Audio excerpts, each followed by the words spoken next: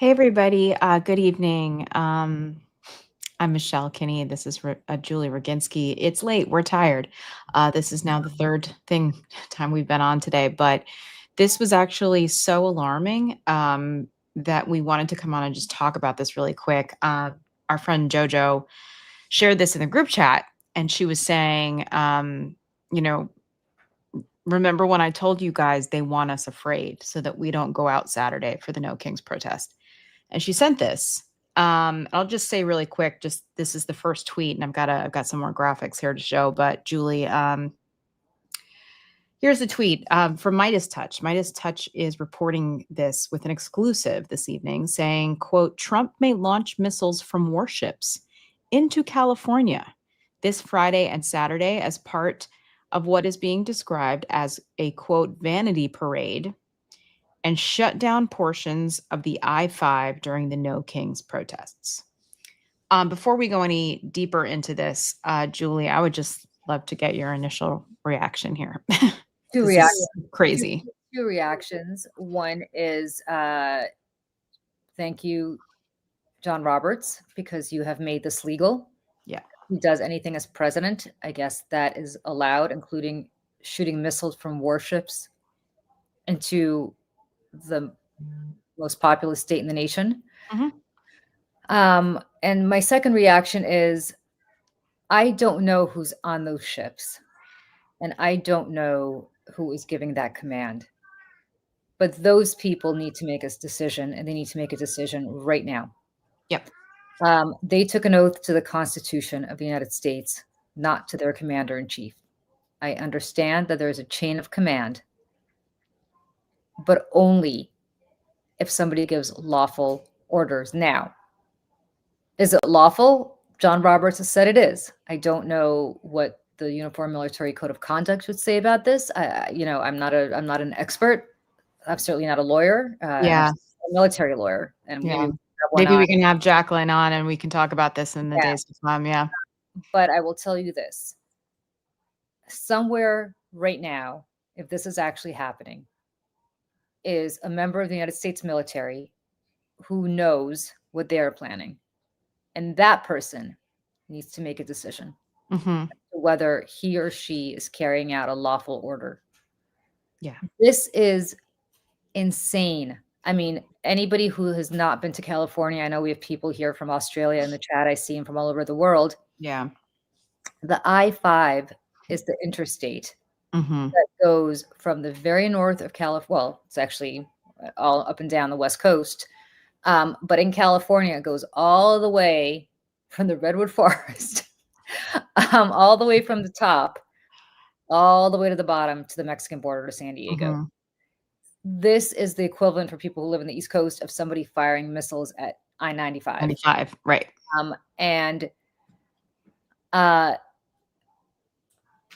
When you look at traffic in California, look at bumper-to-bumper traffic that they constantly talk about. California is just, a parking lot. The I-5 is very often what they're pointing to. So if you've ever been to California, lived in California, traveled to California, know California, as I've never lived there, but I know it very well. I've spent a tremendous amount of time there.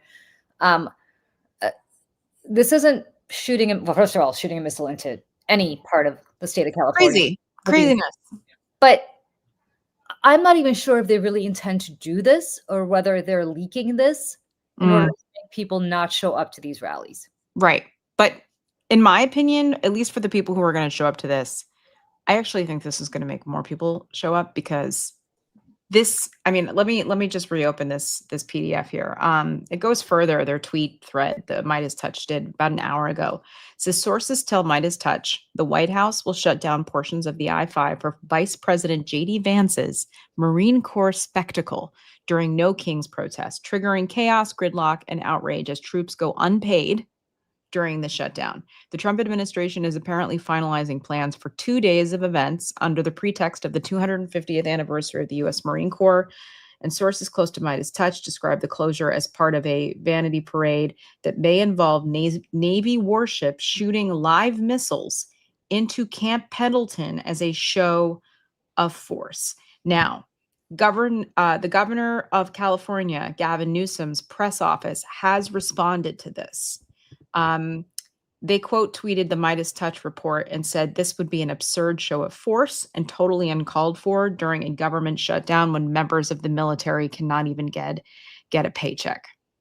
Okay, so Camp Pendleton is located basically in San Diego County, California. It is which again, for people who don't know the geography of California, is pretty much the southernmost tip of California, right by the Mexico border. And if you care about immigration, a lot of crossings. I mean, you can literally get on a little trolley train and go from San Diego to Tijuana. It's people, I don't know how many people, I shouldn't say millions, but a lot of people do it every year and every day for that matter. What is so insane about this is there is a tremendous number of military in San Diego. Have you been to San Diego? Well, yeah. If you've ever been to San Diego, by the way, one of the most beautiful places in this country. It's like where Top Gun was filmed, right? Like I don't know if that's where it was filmed, and I don't know. But that's where it's supposed to be, right? Yeah, but I think the Top Gun school, I think it's there in Florida. I forgot where, but anyway, it doesn't matter. The point is, you have a tremendous number of naval facilities there, and I suppose if you are docked on a ship off the coast of San Diego, as a lot of these ships are, because that's where, as I said, this big naval base is.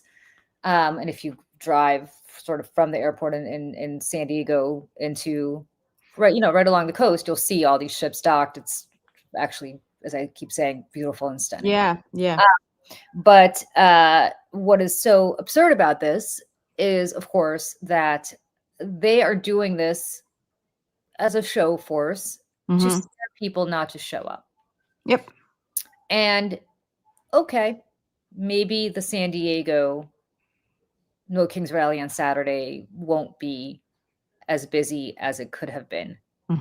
But the Los Angeles one will, and the San Francisco one will. Damn right.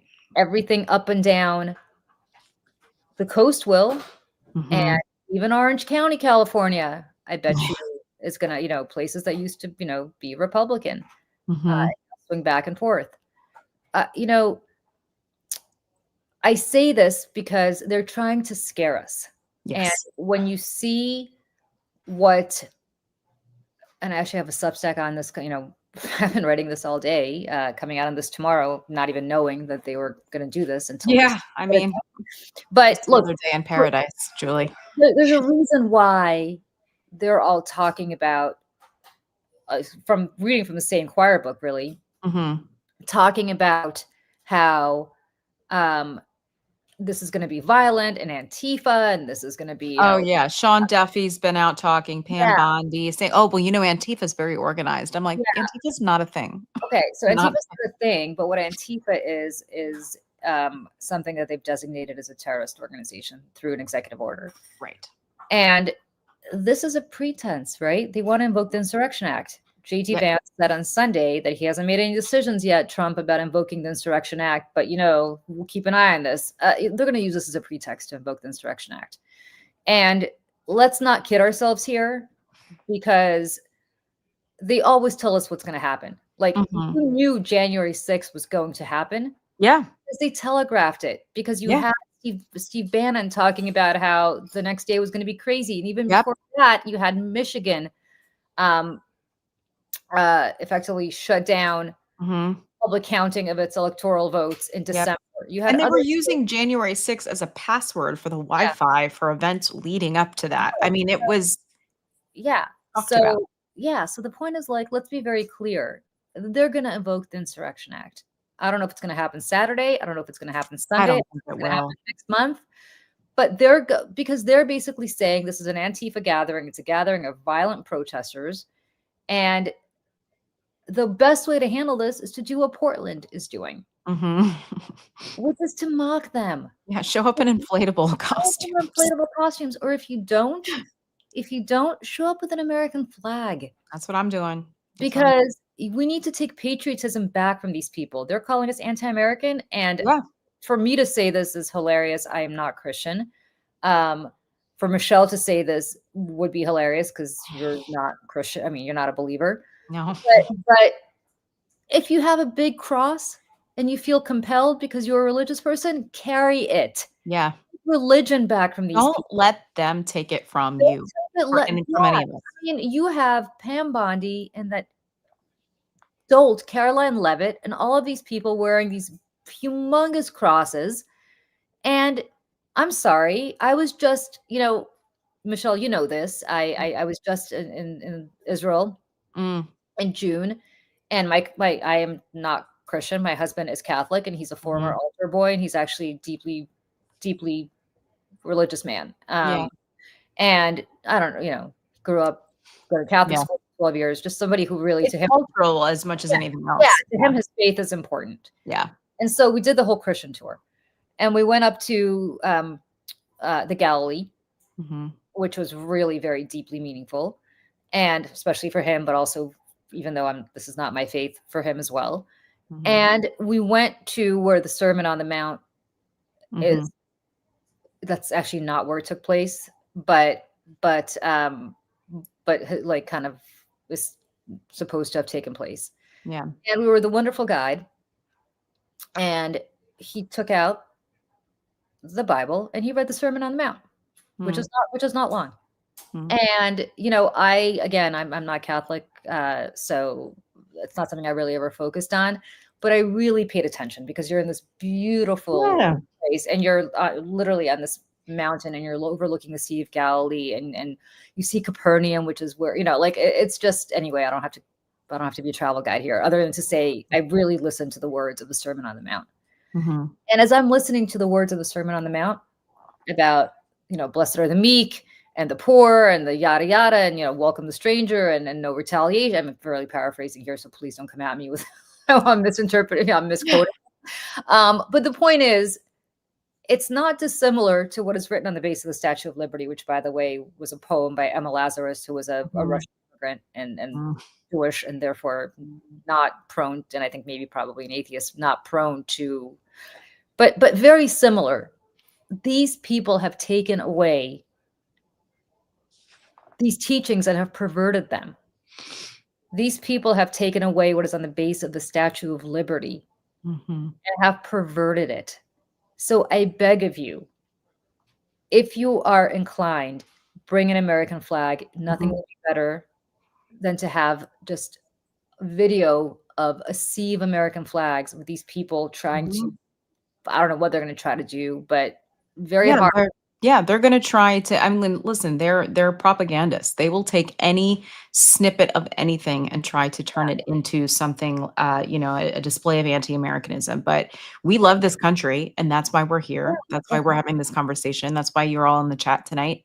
And this is why we have to continue to do this, because Donald Trump hates us. I want to play this just short clip here. He was in the Oval Office today talking about No Kings. Yeah. And how, I mean, we all know Donald Trump at this point. We know what triggers him, and this is triggering him. Stupid move. And they don't want to talk about it. They have their day coming up. I hear very few people are going to be there, by the way. But they have their day coming up, and they want to have their day in the sun. But they should really make a deal. So what we're doing, I mean, they call him Darth Vader, but he's actually a very nice person. Yeah, and then he goes on about Russ Vogt. But yeah, he's saying, he hears there's not even going to be, no one's even going. They're expecting millions of people. I've seen more celebrities with huge followings and huge influence talking about showing up for this protest, more so even than the last one. Oh, really? Interesting. Oh yeah. Like, I mean, from Gene Smart to, all these people all over my feed. Oh yeah. All over my feed. George Conway and his super PAC, Home of the Brave, put $1 million behind an ad campaign. I know $1 million for an ad campaign to run just this week digitally across the country to get the word out. And Michelle, I mean, not $1 million, but you have a wonderful ad. I want you to play it before we go. I have it right here. It's 40 seconds. We'll play this right now. Let me just do it right now. Yeah. We are together as one.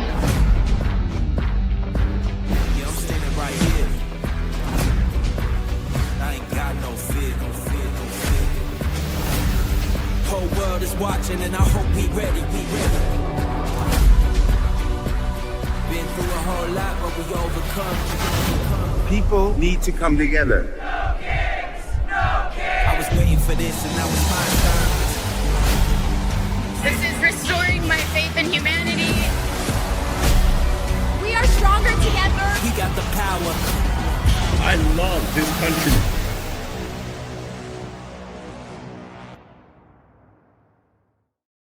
And you know, we put that together at the Seneca Project in partnership with Indivisible, who is, you know, behind the No Kings movement and the protest. And a lot of organizations have done this. And because it's really so important that everyone pitch in whatever that means, whether that's showing up or making videos or sharing our content or at someone else's, and, you know, making sure that people show up. And I keep saying this on our show and other shows and other places. If you are a white person who was born in the United States of America, you have absolutely no excuse to not show up on Saturday.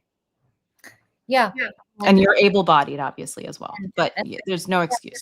And thank you, Heidi. You said that people as far away as Australia are going to be outside protesting on your behalf. Thank you. I mean, thank you. We need That means a lot. That all the help means a lot. to our British friends who are on this chat, our Canadian friends, and our Australian friends who are literally in Melbourne and Sydney. Like, we are so grateful to you for helping us bring our country back.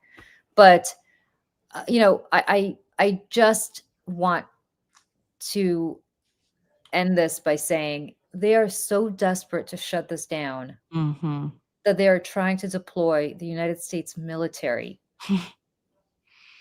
to try to scare people not to do this.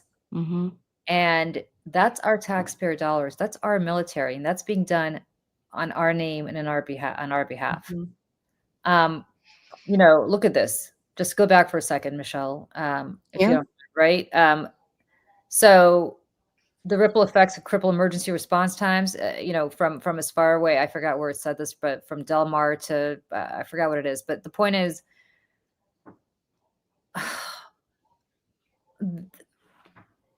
this is a massive part of the state of California, which is, again, for people who don't know, the most populous state in the nation.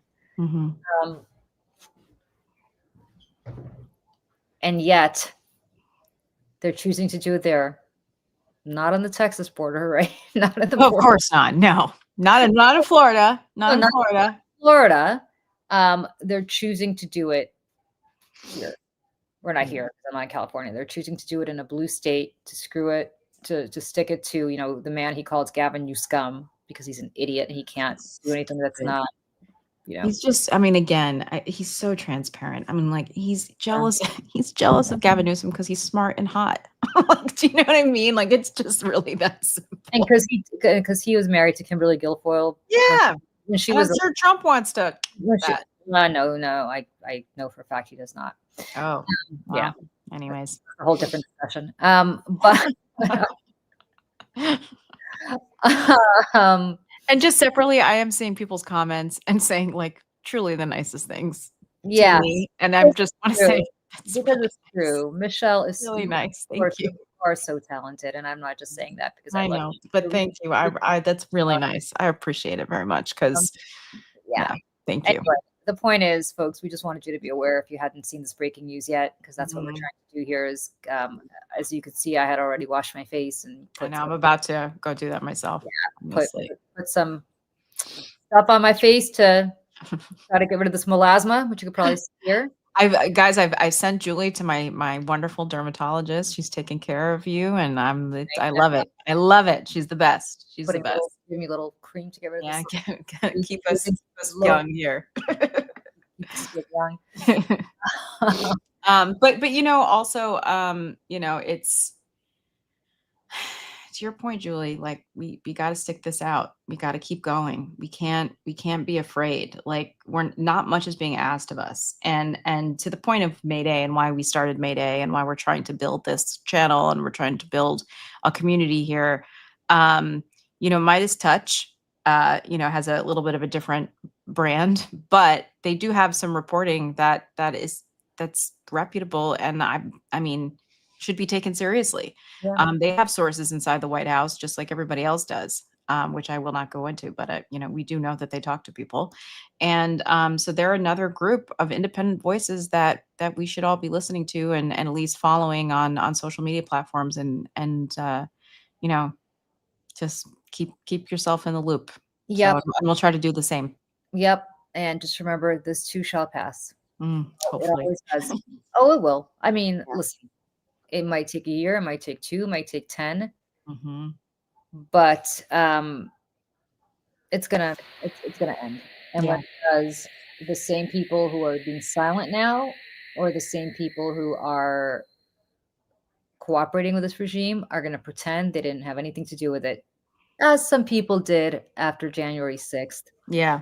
After Trump lost and their careers were already over, suddenly they became anti-Trumpers and landed some pretty lucrative TV gigs as a result. And let's be very clear, those people were with him till the bitter end, until they thought his career was over for good. And that's when they flipped. Don't ever, ever forget it. Nope. JoJo could be a roving correspondent, but she's got 2 kids she's got to raise, so she can't roam. I know. She got 2 kids and her own thing. She's doing the siren. She's got her own thing going on too. But she can't roam much further because she's got to be home in time to make dinner for her kids. Yeah, God bless, right? I wish we could roam, but I gotta be home. I was helping my son study for a physics test, so I can't roam much further than my apartment either these days. Anyway, good to see everybody. Yeah, thank you so much for everyone for being here, just with like a 15-minute notice, and honestly for all the support that you give us, both by tuning in and also just being really kind with your kind words. Like, this shit's tiring, and you guys keep us going. So we thank you, and we love you very much. I have to write scripts, so I'm going to be up all night, but Michelle and I will be back here in about still trying to get my body used to 9.5 hours. Anyway, we'll be back with Frederick at 8 a.m. Eastern. If I did my math better, I would tell you that it's 10.5 hours. Something like that. Something like that. I trust you. I don't know. And Mallory McMorrow actually had to reschedule, so she won't be here with us tomorrow, but hopefully in the next couple weeks she'll be back. So all right. And you guys, if you can't join us at 8 o'clock in the morning tomorrow, because obviously either you're on the West Coast and you're still sleeping, or you're in Australia and you have dinner plans or plans to go to sleep, or you have something better to do, like commute to work, you can always catch us on YouTube on repeat. Yep. And we're on Spotify and Apple Podcasts now as well. So so you could listen. If you can't watch us, you can listen to us. And thanks, Michelle. Thanks for getting me away from my computer for a second to come do this. Thanks for doing this and being so game always. That'll teach me to wash my face right before I'm about to collapse into bed. No smart decision goes unpunished. Truly. All right, everyone. We'll see you in the morning. All right. Bye, everybody. Bye. Good night.